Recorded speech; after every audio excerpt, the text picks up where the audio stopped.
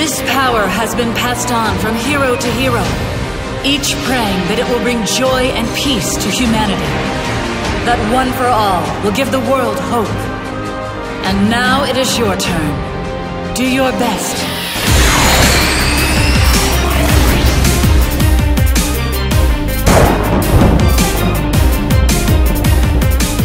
What up, heroes? Red Dread Entertainment, Akasan here. Hero Callie here. It's Hero Callie here. I got my own band. Alright, we're moving on. We're getting hot as hell in this room, but we're moving on to the next episode of My Hero Academia. We're going plus ultra here. Last episode was a little bit of a recap, which we didn't need too much because we've been binging it. But we're moving on to the next episode. If you want the latest episode, make sure you check out Patreon. If you want the extended and the full reaction, check out Patreon. But and make sure you click the link below, the free Patreon link, for the reaction to this episode if you're watching this on YouTube. Toho just blocks everything on here on YouTube. So if you're watching it on YouTube, make sure you click the link below for the full thing. But try to still give me that one view. I would appreciate it. Okay, let's move on to the next episode. Hopefully we get some cool shit. I hope. We will. We will. Yes. Whoa. No shit. Oh my god. I'm with that. I'm down with that one. Like, what? I love it when the teachers get a little crazy. A little crazy. You're like, like a dude when All Might in the last couple episodes when he was like, all right. Yeah. Here I go. I was like, what is he doing? Oh my god! He just like destroyed a whole street from a distance. Yes. And like you could, like you said, when you could see his pupil, you're like, dude, he's kind of crazy, man. Like, what's All Might on?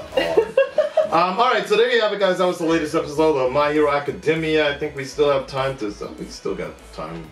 I think we're gonna continue on. What would you like to do, Korra or?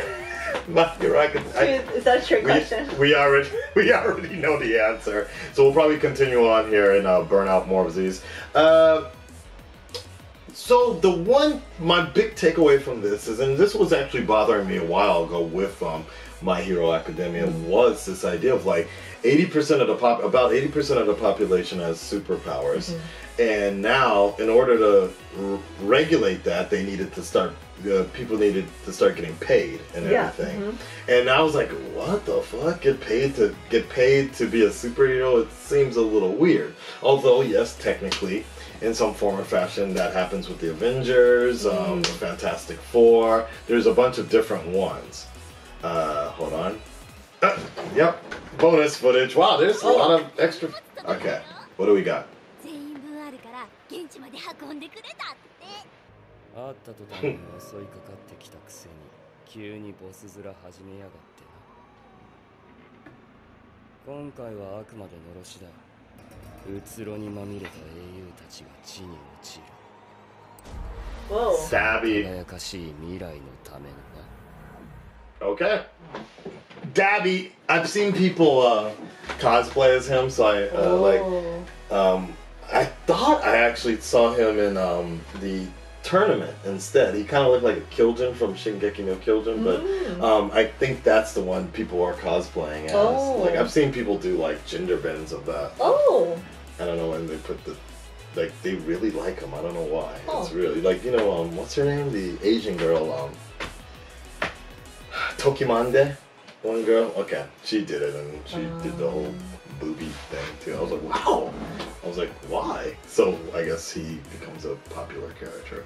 Anyway, so the main thing I was talking about is the fact that, yeah, these heroes get praised a lot, and it's kind of just like, what about those people that, like, if you didn't have a quirk and you felt useless or whatever, you'd be kind of like, damn, fuck all these dudes, like, it's a little too much. So like a jealousy factor then? I think a jealousy and also a inferiority situation. Like, you're like, wait a second, everybody has powers and I don't. But even if you do, it's like everything's just so overpowered at this point. In some form or factor, it's kind of like comparing it to Legend of Korra, where now everybody can bend. But what about the people that can't bend? Yes. yeah. Before, back in the day, benders were like the minority. That's true. Every once in a while somebody could bend like that, but now everybody was able. People are doing it to charge factories and everything, right? So I kind of see the point where Hero Killer Stain was talking about this. So I see where that's going to be resolved in the future. Like, it really reminds me of how when there were too many mutants in Marvel, so Marvel said there were like way too many mutants to juggle. So their plan was basically to have Thanos. No, well, they basically, it's funny you mention that, because that's exactly kind of the fashion of what happened. It was kind of a Thanos act, but Scarlet Witch she literally erased all the mutant powers. I heard about this. Yeah, it was called The House of M.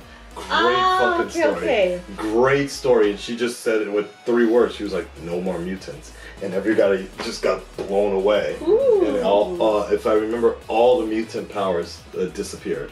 Wow. Crazy, right? Oh my gosh. Yeah. I think I want to read that comic. You should read it. It's really it was actually a pretty big moment that we were in. So, like, it showed just how powerful Scarlet Witch really was. Wow. So, it's really cool. House of M. Okay. Anyway, so I'm sure something like they had something like that in kind of previously when before All Might was created. The guy that started All for One was taking people's powers away, which was kind of like bending, like what Amon was doing in Legend of Korra. Yes. So taking everybody's powers and shit and collecting them all for himself. It's a little different, but it's interesting how My Hero Academia is just trying to get a little deeper about it. So if you want to get deeper into this reaction, make sure you check out the full reaction on Patreon. It doesn't cost too much. Season 3, if I gotta edit them, I might work something a little different for you guys. Why would you say that? That's just mean. We'll see, but if not, maybe KR Presents will be doing it, and a special thanks to him for editing him. And make sure you check out the World of Kali as well. Okay, we're moving on to the next episode. Plus Ultra!